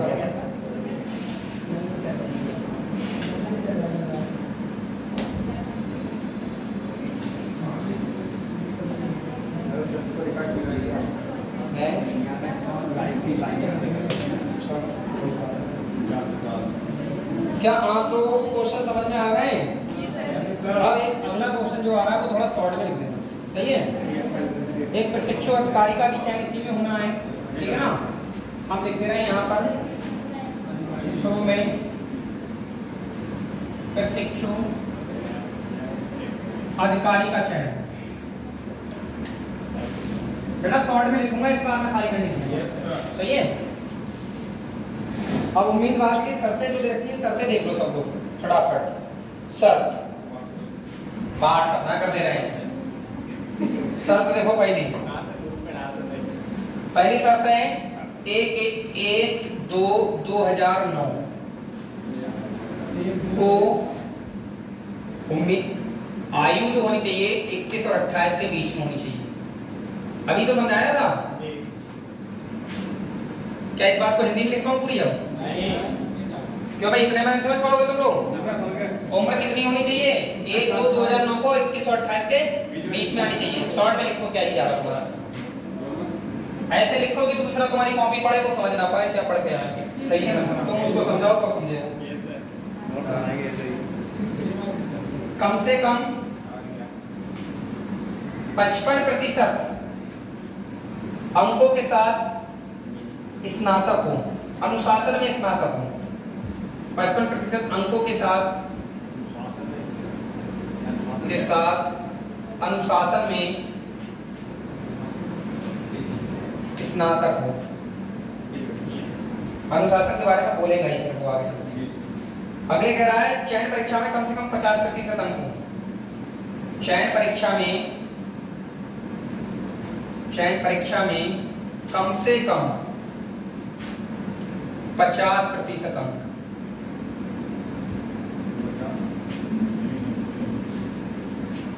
साक्षात्कार में कम से कम 45%। साक्षात्कार में कम से कम 45%।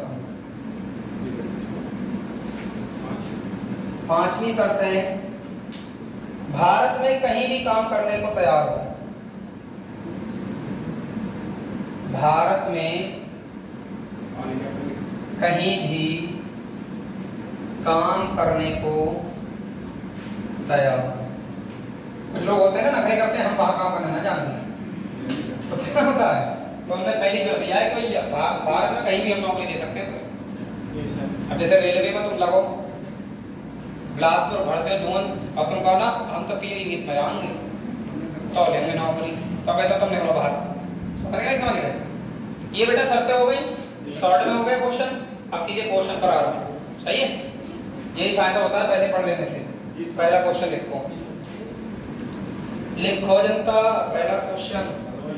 अच्छा इसमें वो वाले ऑप्शनल वाली और शर्तें यार, ऑप्शनल शर्त और देख लो, वही सिवाय इसके सिवाय वाली ना, सिवाय वाली और देख लो। सिवाय उपरोक्त सेकंड, ये शर्त उपरोक्त सेकंड। उपरोक्त अगर दूसरी नहीं मानता है, उपरोक्त सेकंड के लिए के कमल लेके, अरे वही बातें कर रहा है परजीवा। परास्नातक को, तो उसका मामला कार्यपालक निदेशक को भेजा जाएगा। तो उसका मामला कार्यपालक निदेशक को भेजा जाएगा।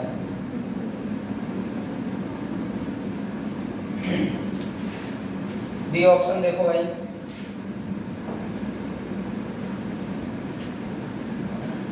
उपरोक्त फर्स्ट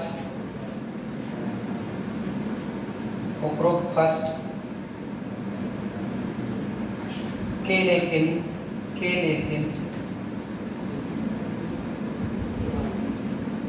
उसे कम से कम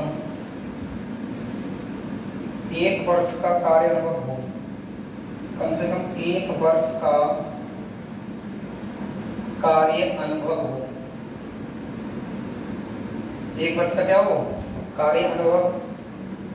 तो बेटा उसका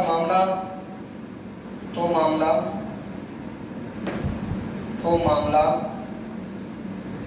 वाइस प्रेसिडेंट को भेजा जाएगा। बहुत बढ़िया। वाइस प्रेसिडेंट, ये कौन होगा वाइस प्रेसिडेंट बेटा? वाइस प्रेसिडेंट को भेजा जाएगा। कौन बना है अभी एक नया? अच्छा, राधा और कृष्ण दोनों मिलकर बने हैं। सही है ना, रेड्डी जी को हरा दिया है। तो मामला वाइस प्रेसिडेंट को भेजा जाएगा। हल्का फुल्का विभाग नहीं है, अधिकारी का विभाग है लग रहा। सही है। चलो बड़ा भाई, चलो सुनो।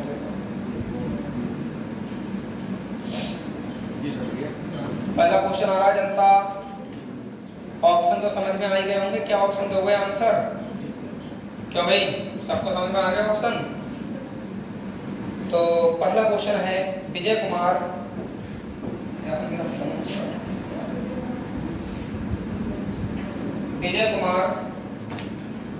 22 वर्ष की उम्र में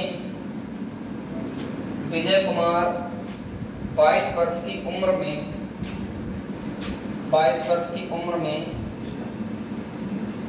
58% अंकों के साथ, लिखो पूरा बांध देंगे, 58% अंकों के साथ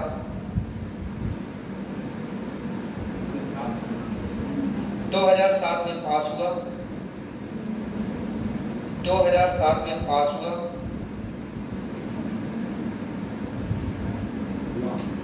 2007 में पास हुआ।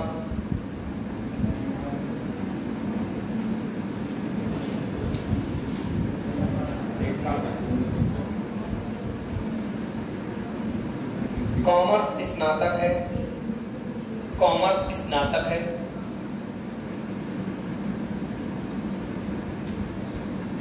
कॉमर्स स्नातक है।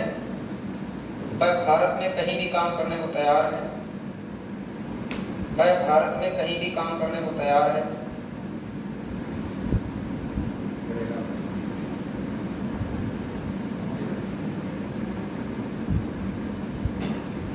उसे चयन परीक्षा में 48%, उसे चयन परीक्षा में 48%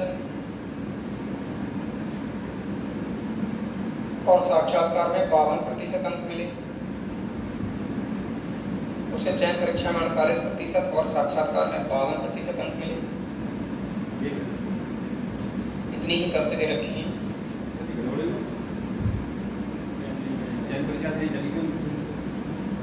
अच्छा,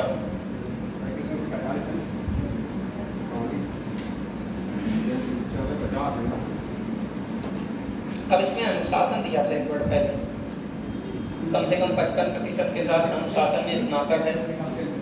तो अनुशासन का मतलब यहाँ कोई भी विभाग हो सकता है, चाहे वो बीए हो, बीकॉम हो, बीएससी हो, किसी में भी उसके पास जो डिग्री हो वो स्नातक की होनी चाहिए। समझ गए नहीं समझ गए? कहीं अनुशासन वर्ड देख के और खत्म हो जाओगे, कहीं जे क्या दिया था। तो इसका चयन प्रक्रिया के हिसाब से आप लोग को मौका दिया गया है। बताओ क्या करने वाले हो आप लोग? चयन नहीं कर रहे हो? अच्छा, क्वेश्चन कह रहा है विजय कुमार 22 वर्ष की उम्र में, उम्र कितनी चाहिए थी हमें? 21 से 28 के बीच में, यानी उम्र की शर्त फॉलो कर रहा है भाई, नहीं कर रहा है। 58% के साथ में क्या है, 2007 में स्नातक पास किया उसने कॉमर्स में, क्या नहीं फर्क पड़ता है, कोई भी अनुशासन में कर सकता है, वो 58% के साथ में इसमें भी कर रहा है, सही है। भारत में कहीं भी काम करने को तैयार है, यानी शर्त नंबर 5 को भी फॉलो कर रहा है, नहीं कर रहा है, समझ तो रहे हो ना। 48% के साथ चयन प्रक्रिया में, भाई साहब चयन प्रक्रिया में 50% चाहिए थे, ये शर्त फॉलो नहीं हुई। और 52% साक्षात्कार यानी 45% ये फॉलो हो गई। अब क्या तीसरे वाले शर्त के लिए कोई ऑब्लिक है? तीसरी वाली शर्त के लिए तो कोई ऑब्लिक भी नहीं है, इसका मतलब कोई चांस नहीं है, उसने तीसरी शर्त ही फॉलो नहीं की है और सारी शर्तों पर बात भी हो रखी है, उसकी चयन प्रक्रिया में उसको शामिल नहीं किया जाएगा। तो आप आंसर लिखेंगे, क्या लिखोगे? बहुत अच्छे, चयन नहीं किया जाएगा, सही है। आगे बढ़ा जाए जनता, समझ में आ रहा है तुम्हें? तुम देखो होशियार हो इस टॉपिक में, किताब में घर जाके क्वेश्चन ऐसे टिक कर लियो, धनाधन पढ़ के। जब भी यूपीएसआई का पेपर देने जाओ, यूपीएस का पेपर देने जाओ, फिर से एक बार देख लियो क्या क्या पढ़ के आए थे, पास ही जाओ हमारे टॉपिक। अगला क्वेश्चन लिखियो साहब, ना लिखोगे? देखो वंदना ने 68% अंक के साथ, वंदना ने 68% अंक के साथ, 68% अंक के साथ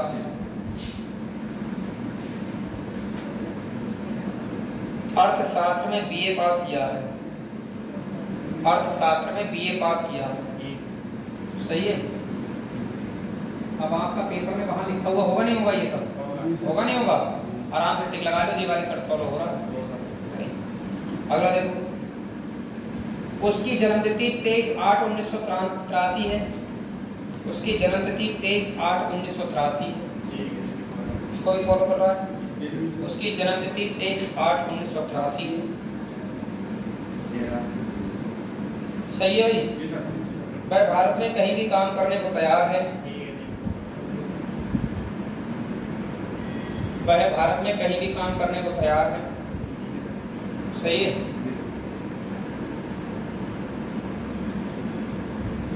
उसे साक्षात्कार में 56% अंक मिले हैं, उसे साक्षात्कार में 56% अंक मिले हैं। चयन प्रक्रिया में क्या स्थिति है? पहले ये जरूर देखा करो कि क्या सारी शर्तों पर बात हुई है या नहीं हुई है, क्योंकि ये बात बहुत जरूरी हो जाती है, हैं? सही से देखो,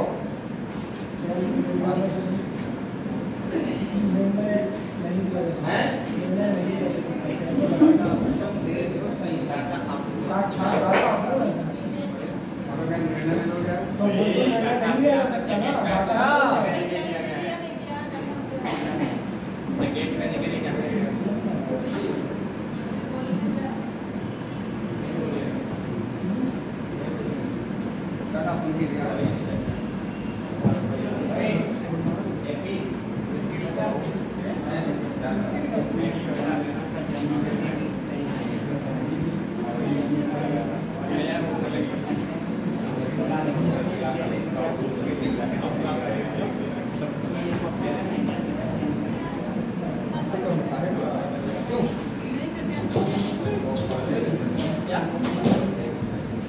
चलो भाई सुन लो, कबड्डी तो लगा रखा देखा होने के बाद वंदना 68% अंक के साथ अर्थशास्त्र में बीए पास किया वंदना ने।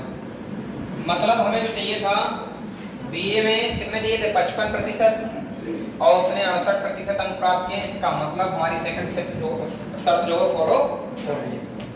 अगला देखेंगे, उसकी जन्मतिथि 23/8/1983 है, तो 17 साल इधर हो गई, 10 साल उधर हो गई, 27 साल, मतलब आराम से 28 में फंस रहा है। तो उम्र की सीमा को भी पार कर रहा है, आराम पास कर रहा है, ये भी शर्त फॉलो हो गई भैया, अगले कह रहा है भाई भारत में कहीं भी काम करने को तैयार भी है, मतलब इस वाली शर्त को भी फॉलो कर रहा है। अरे तो आपको कुछ समझ में आ रहा है? यूपी पुलिस में लग जाओगे अगर समझ में आ जाए। सही है, क्योंकि ये यूपी पुलिस का ही सिलेबस है इतना। तो अगले देखो, वह उसे साक्षात्कार में 56% अंक मिले, साक्षात्कार में 56%, ये भी पास कर रहा है। भैया इस शर्त पर भी डबल टिक हो गया, इस पर भी हो गया, इस पर भी हो गया, इस पर भी होगा, पर इस शर्त के बारे में कोई चर्चा ही नहीं हो रही। क्या इस शर्त के बारे में कोई चर्चा हुई? इसीलिए सभी बातें देखना जरूरी होती है। जब इस शर्त के बारे में चर्चा नहीं हुई तो हम निर्णय कैसे लें? निर्णय लेने के लिए हमारे लिए पास डाटा पर्याप्त है नहीं? ये बताओ, आंसर होगा डाटा पर्याप्त। और क्या? निर्णय लेने के लिए डाटा पर्याप्त है। निर्णय लेने के लिए डाटा पर्याप्त है। तुम्हारा मुकाबला अब कोई नहीं कर सकता इस मामले में कि आप कुछ गलती कर रहा है, क्योंकि आपका आंसर जो है एकदम सही आ रहा है। सारे के सारे गलत करके आए। अच्छी बात है, हमसे मिलने के बावजूद भी तुम गलत करके आए। पिछली बार आप नहीं पढ़ाए थे, नहीं, ये वाला टॉपिक किसी ने भी नहीं पढ़ाया था। सच्चाई ये है, हम तुम्हें बताएं, हमसे जो सिलेबस लिखाया जाता है नहीं पढ़ाया था। सुन लो भाई, ये सिलेबस जो लिखाया जाता है यूपी, हमसे एसएससी का लिखाया जाता है। अब ये टॉपिक मैं भूल गया था लिखना, इस टॉपिक को नहीं लिखा था मैंने उनके सामने। अब ये मैंने पढ़ाया, यहाँ पर क्लास तो बढ़ेगी ना, दूसरी कोई कम करनी पड़ेगी, समझे नहीं समझे? ये चलता है, पर ये इम्पोर्टेंट है। और आज के बाद इतनी जनता में से अगर कोई गलत करके आ रहा है तो वो जनता ये मान के चलो दिमाग से पैदल माना जाएगा। जनता में उसका अधिकार ऐसा दिखा जाएगा कि उसको दिमाग से पैदल है थोड़ा सा। क्यों भैया इतना हल्का पढ़ाया, मैंने 2 ही तो क्वेश्चन लिए हैं पूरे फ्रेम में, और आपके सारे आंसर सही मांग रहा हूँ मैं, ठीक है? और उसके बावजूद जो भाई साहब कहते रहे सब गलत पढ़ गए हैं, तो समय से ना मिलोगे हमसे तो ऐसे ही होगा।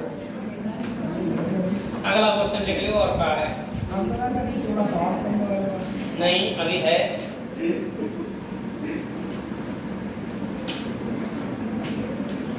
अरे अब तुम लोग कर तो लोगे ऐसे क्वेश्चन, आया ना कॉन्फिडेंस? क्या कर लोगे ना घर जाके?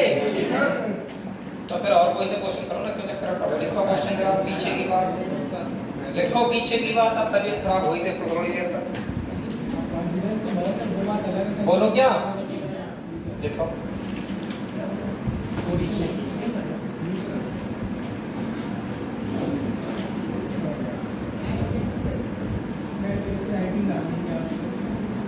हेडिंग हेडिंग ना है, अब तो पीछे को पूछेंगे हम एक बात, कहीं से कुछ भी पूछ सकते मालिक, ये ध्यान रखो।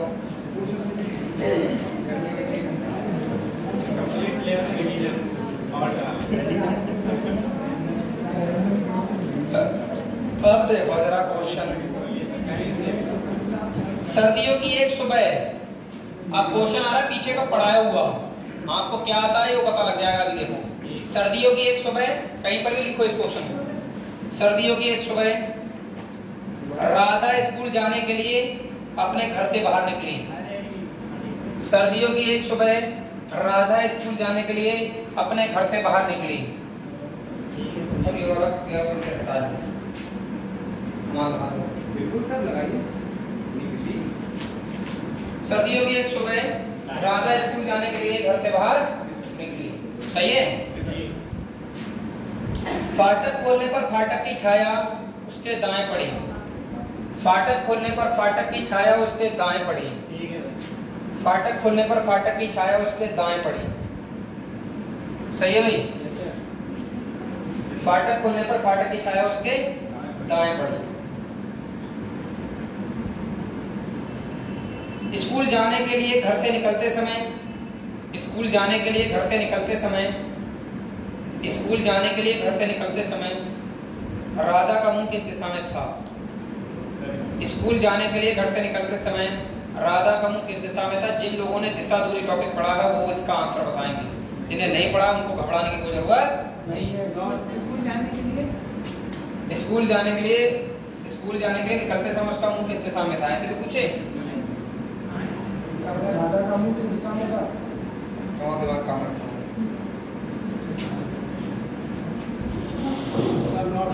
नॉर्थ। अच्छा, बोले तो उत्तर। तो जिन लोगों ने इस क्लास में भाग नहीं लिया था दिशा दूरी में, उनकी दिशा दूरी गड़बड़ हो सकती है। तुम्हारा क्या नाम? तो राधा जी सुबह सुबह जब अपने घर से स्कूल जाने के लिए निकलती हैं तो जनता जरा ध्यान देंगे, सर्दियों की एक सुबह थी, यानी परछाई वाला क्वेश्चन था। ये फाटक की परछाई उनके दाएं हाथ की तरफ पड़ी। सूर्य उदय के केस में मैंने ट्रिक पढ़ाई थी। सूर्योदय का नाम क्या रखना होता है? आर। मैंने ये ट्रिक पढ़ाई है। सूर्योदय का नाम क्या होता है? आर। सूर्योदय का दूसरा नाम क्या होता है? आर। जब राधा जी ने फाटक खोला घर का, बाहर के लिए खोला, ठीक है ना, तो फाटक खोलने पर सूर्य की जो छाया थी वो उनके दाएं हाथ की तरफ पड़ी। परछाई किधर पड़ी बेटा? दाएं हाथ की तरफ। और दाएं किसके दाएं हाथ की तरफ? किसके दाएं हाथ की तरफ? राधा के। तो जिसके दाएं हाथ की तरफ पड़ी, अगर आर मिलता है, सेम मिलता है, तो साउथ आंसर होता है। ठीक है, तो राधा का चेहरा बताओ किस दिशा में है? ये जिसको जो तुम्हारे में से किसी एक का भी आंसर नहीं था। ठीक है, पढ़ो तो ढंग से पढ़ो, ना तो घर बैठो, क्या फर्क पड़ता है इससे? आंसर दक्षिण था इस क्वेश्चन का। एक बार और समझा दे फिर से, हैं? बेसिक से बता रहे हैं पहले तुम्हें। आर आएगा तो दक्षिण आएगा, और एल आएगा तो उत्तर आएगा। अरे बेसिक बता तो रहे हैं, बेसिक बता रहे हैं पहले तुम्हें, तभी तो कहते हैं एक बार हमसे पढ़ो, उसके बाद घर पर रिवीजन करो। तुम जो यूट्यूब पर इधर उधर खींचे फिरते हो ना, जरूरत ना पड़ेगी। सुनो बच्चों, ध्यान दो। देखो ये स्थिति है बेटा, देखो ये हमारी चारों दिशाएं होती नहीं होती हैं, ये चारों दिशाएं हो गई। मान लो, सुन लेना सब लोग, ये पूरब होता है, इधर इधर पश्चिम होता है। सूरज किधर से उदय होता है ये मुझे तुम लोग बताओगे। सूरज किस दिशा से उदय होता है? भाई पूरब से। नाम बदनाम मत कर पाओ ज्यादा मेरा। इसका मतलब इसी दिशा से सूर्य उदय होगा, इसी दिशा से होगा। अब कोई दो व्यक्ति आमने सामने खड़े कर दे रहा हूं मैं, मान लो आमने सामने दो व्यक्ति खड़े कर दिए। जैसे पूरब किधर है? एक्चुअल में इधर है ना। अब मैं यहाँ खड़ा हूं, पूरब इधर सूरज, सॉरी ये पूरब दिशा होगी। देखो ये कौन सी होगी? पश्चिम होगी। ये कौन सी होगी? ऊपर की उत्तर दिशा। नीचे की कौन सी दिशा? तो ये उत्तर दिशा में है मुंह इसका, और इसका दक्षिण दिशा में। ठीक है, अब जरा ध्यान देना। देखो इधर उत्तर होता नहीं होता है? इधर उत्तर होता नहीं होता है? मैं यहाँ खड़ा हूँ, अजय को यहाँ लाकर खड़ा कर दे रहा हूँ मैं।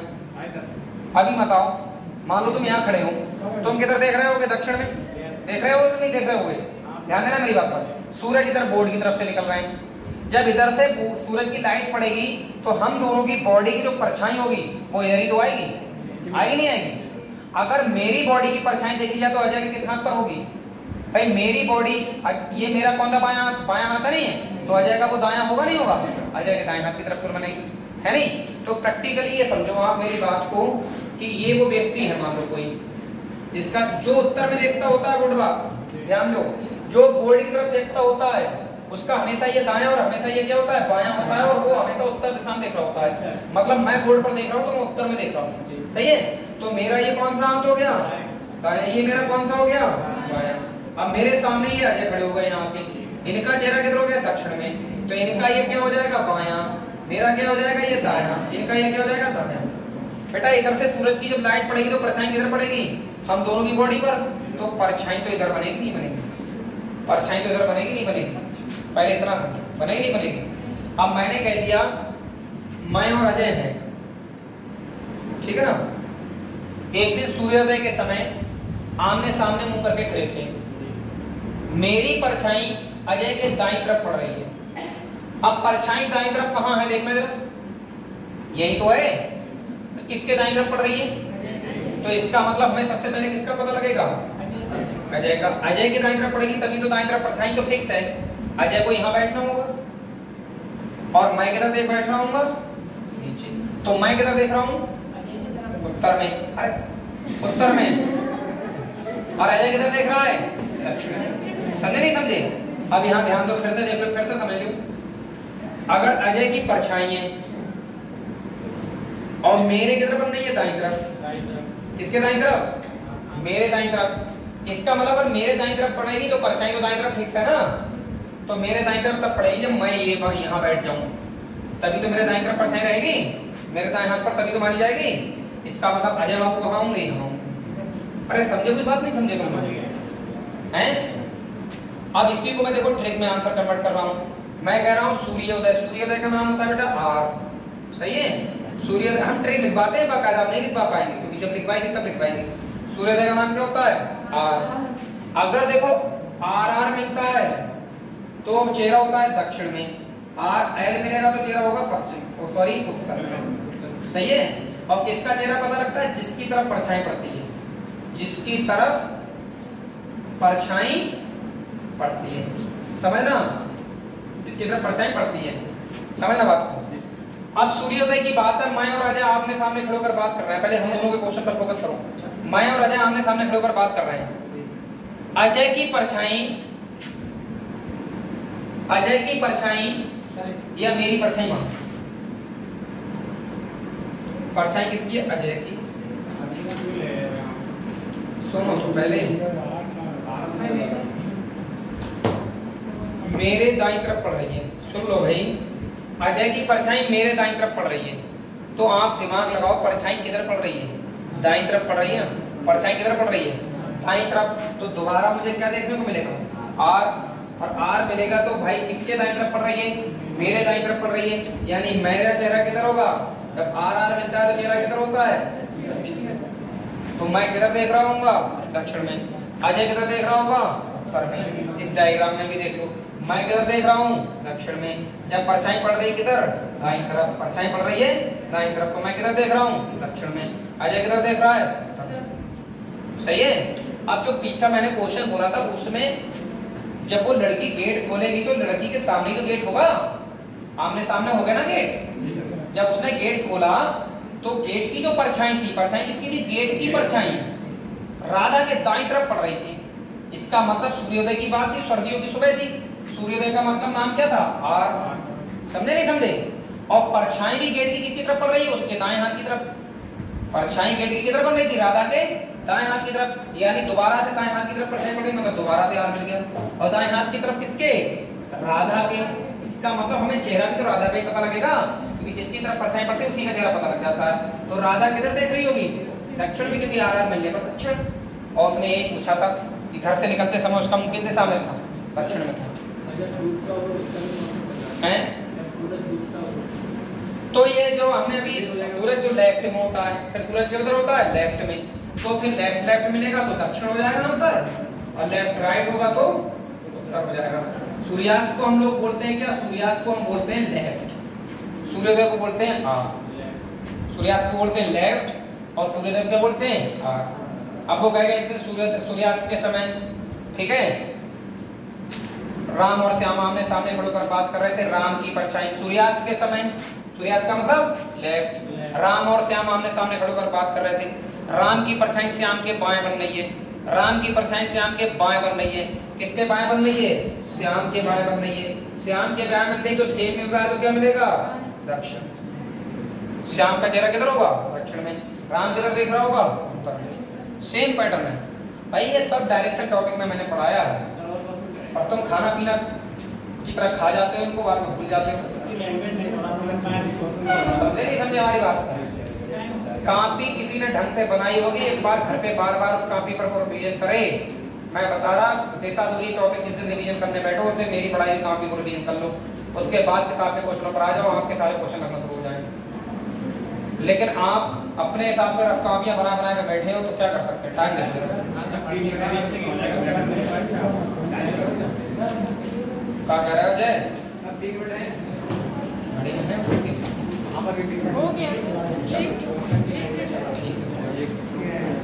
तो जो निर्णय क्षमता टॉपिक पढ़ाया वो समझ में आया, समझ में आ गया। उसके क्वेश्चन घर जाके करो, तुम लोग कर पा रहा है नहीं कर पा रहा है, कॉन्फिडेंस अपने अंदर लेके आओ क्या हो पा रहा है, समझ गए बात।